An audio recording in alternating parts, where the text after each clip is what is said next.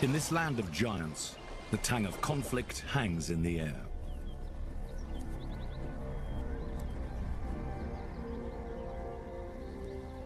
Graceful weapons, unlike anything else on Earth, have reached their full majesty.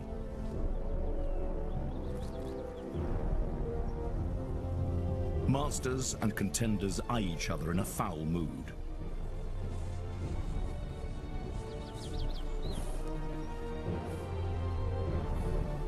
When tempers flare, the largest antlers on Earth, sometimes as wide as a man is tall, spearhead the dangerous dance. It is a battle of sheer will and power.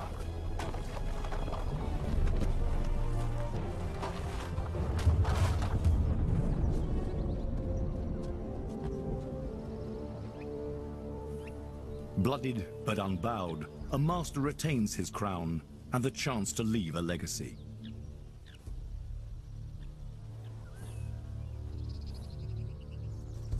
It has taken him 10 years to reach this point. Perhaps 100 of his peers have died or failed along the way.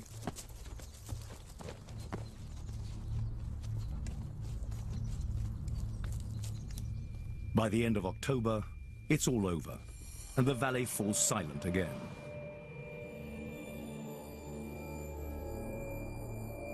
This is a tale of triumph that nearly defies belief.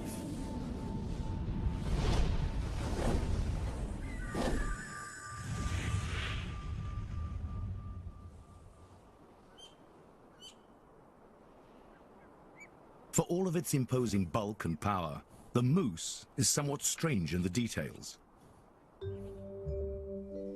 Its legs seem far too spindly to hold up its massive body.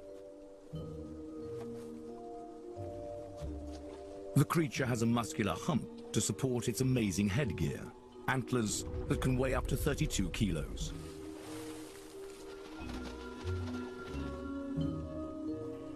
Its long head ends in a fleshy and versatile snout that calls to mind a camel's.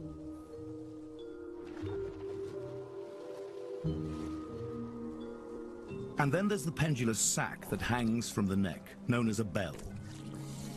Whether it's there to impress the females or intimidate other males, no one knows for sure.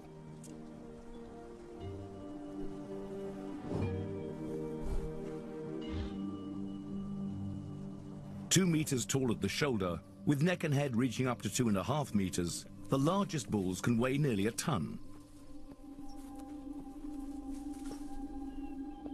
But size alone is not enough to survive amongst their deadly neighbors. When predators give chase, the moose's long legs can propel them at speeds of up to 56 kilometers an hour.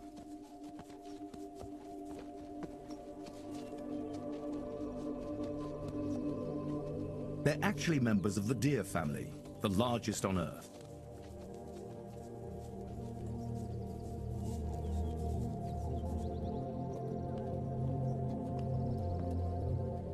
Once the mating season is over, other troubles loom. This is the time to prepare. There is a long and lean winter on the horizon.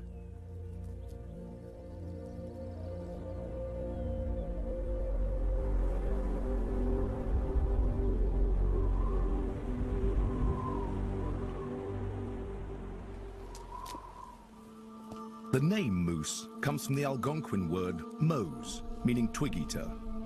Young leaves and twigs of willow and birch are their favorite foods. But with the onset of heavy snow and ice, they will have to subsist largely on tree bark and needles. Soon the bulls will drop their antlers. Next year, they will have to grow them all over again. An enormous biological investment that will determine their reproductive fates.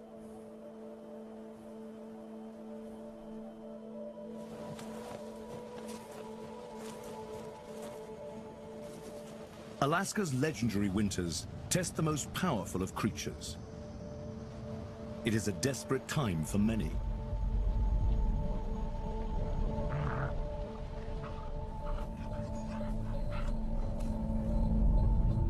The moose's long, rangy legs become a vital asset.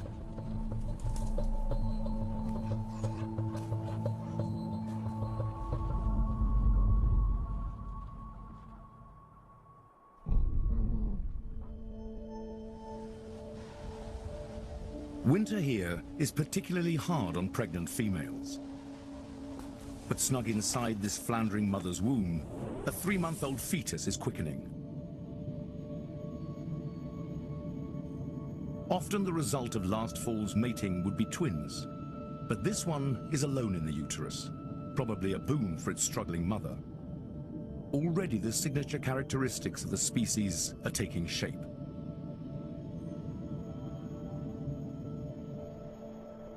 The season takes its toll. Predators, cold, and starvation will take many of Denali's oldest and youngest moose.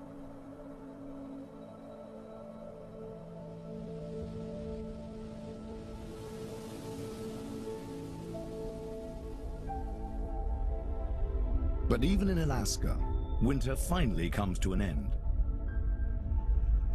Now the sun struggles high enough in the sky to usher in the thaw.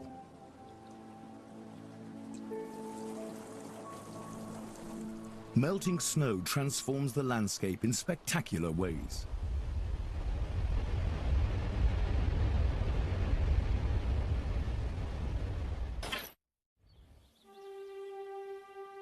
By May, as if to make up for its winter cruelty, Alaska's wilderness explodes with color and new growth.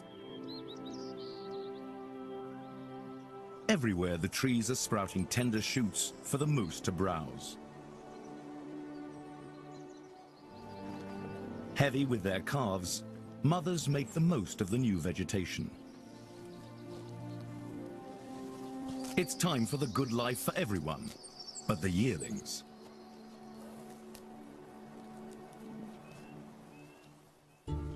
For nearly a year, his mother has been his constant companion and guardian. But now, she has a new calf on the way.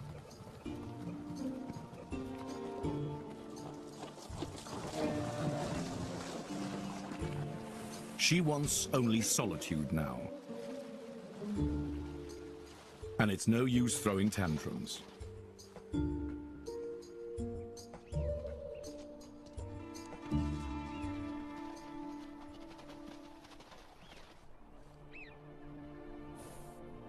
The mother's time has come.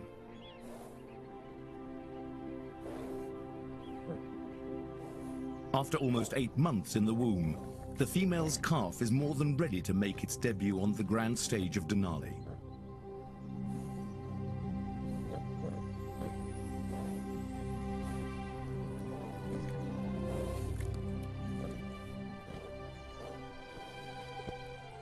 A slippery newborn makes a shaky entrance into the light of day.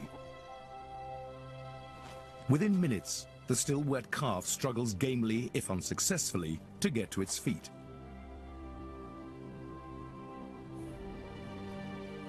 Mother offers encouraging licks, bonding fiercely to her youngster.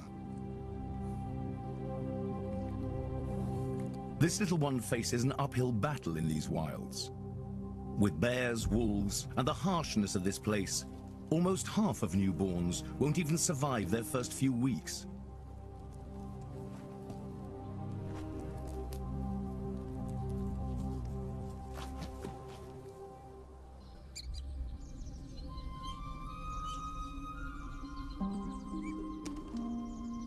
For most of Alaska's creatures, spring means making up for the long months of hunger. The Denali Range is home to hundreds of different species of animals.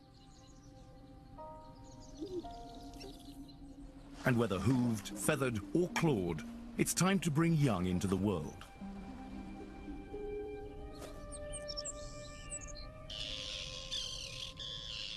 But not everyone fully appreciates the arrival of other creatures' young.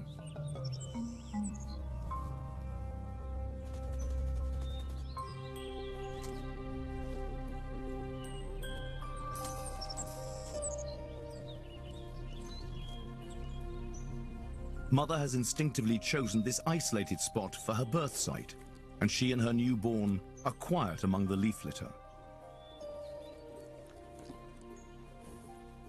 With predators about, caution is everything.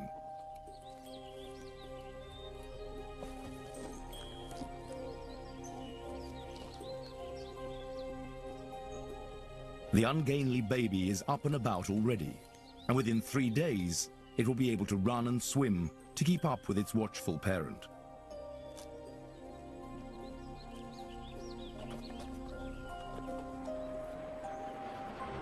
One of the hallmarks of the moose is its amazing adaptability.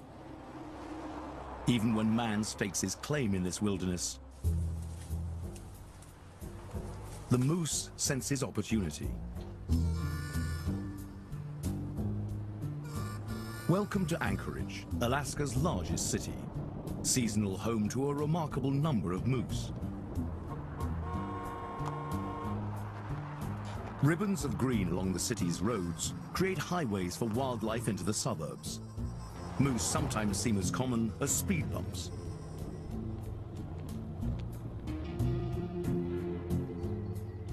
The human population reacts to their presence with everything from enthusiasm to bemused tolerance. He's scared. To resigned irritation. Oh no, get him! He's gonna eat all my hyacinths.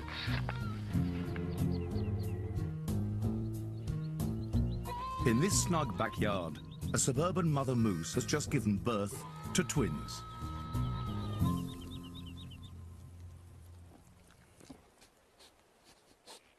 Despite the seemingly peaceful surroundings, instinct tells her to eat the placenta to eliminate as much of the scent from her newborns as possible.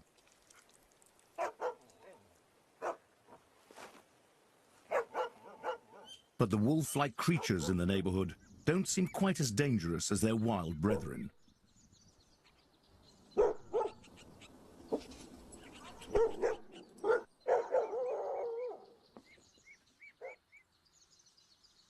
City life offers its advantages and disadvantages. Urban moose seem impervious to the strange roaring machines of humans. Vegetation along the city's roads provides food and protection. Predators are not as comfortable here, but there is still terrible danger.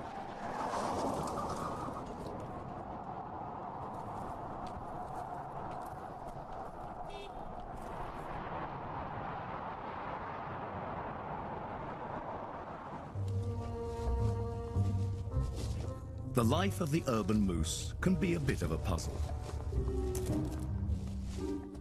All kinds of perplexing objects confront them at every turn. No, no, no, no, no. You stay out. With a mix of curiosity and persistence, they take in their surroundings.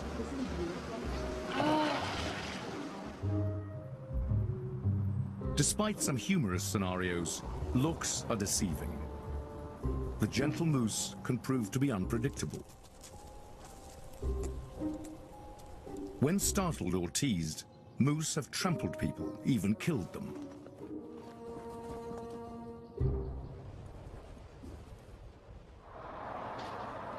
Anchorage is not the only place in which moose have had perilous encounters.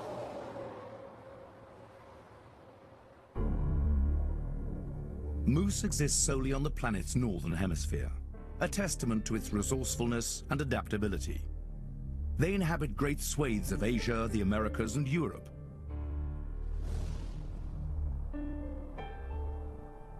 In countries like Norway, the moose population is growing. More and more of the animals are showing up in towns and cities, and experts fear the forests can no longer support the animals. Moose on the roads are incredibly dangerous. A massive body suspended on long, spindly legs makes for catastrophic collisions.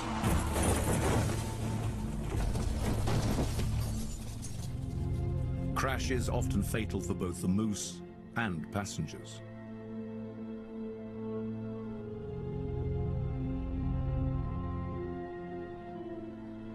Experts estimate that well over 10,000 moose collisions occur annually around the world. In the last 10 years, this has resulted in hundreds of human fatalities.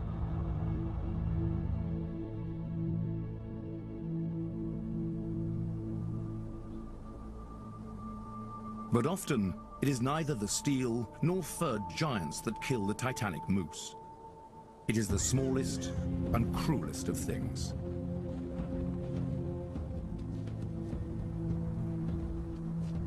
In the farmlands of Alberta, Canada, pale and wretched animals haunt the area.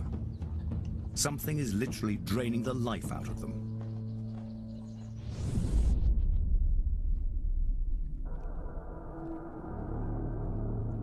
It is the winter tick, as full and bloated as its host is starving. It's estimated that ticks can drain a moose calf of half its blood. One dead adult moose was found with over 100,000 engorged ticks latched onto it.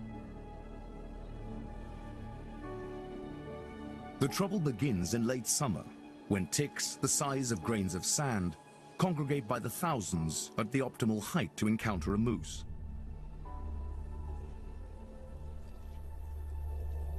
Here, they wait.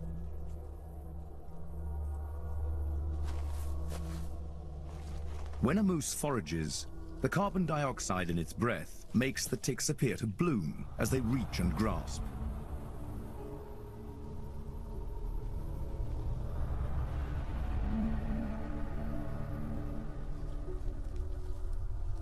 The hapless moose doesn't even notice as they latch on. Strings of them.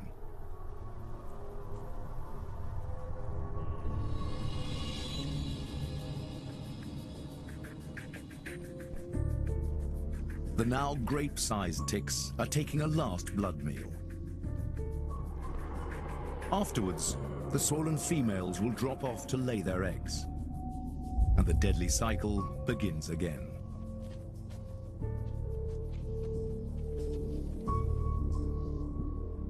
Infested animals like these are called ghost moose because their pale skin shows through. They rub off their coats in a futile attempt to rid themselves of the parasites.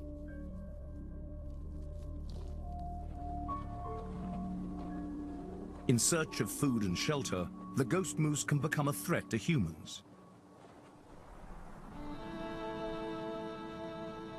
None of us enjoy having to put down these animals, but once they reach this type of body condition and show up in people's yards, it really leaves us no choice. Oh, there he is. Now it gets stupid. It's going to go into that lane.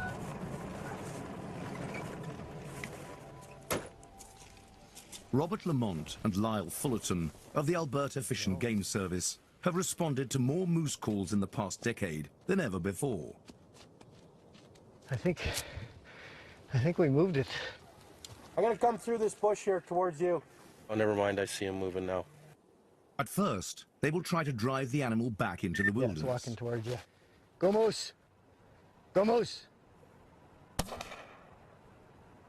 But even shooting blanks can't send the weak animal packing. The moose simply slips into some brush. I'm not so sure it's alive. Well, sure enough, this moose passed away right in front of us here. I think I saw some nails. Oh, look at this. Just crawling. Ticks. Yeah, bad. It's probably anemic. That is bad. Yeah. We spent 3 months taking that coat off, scratching ticks for 3 months. Yeah. That's a terrible way to die. For now, the problem is largely confined to the southern reaches of the moose's habitat. But as the world warms, Alaska may face the same terrible plague.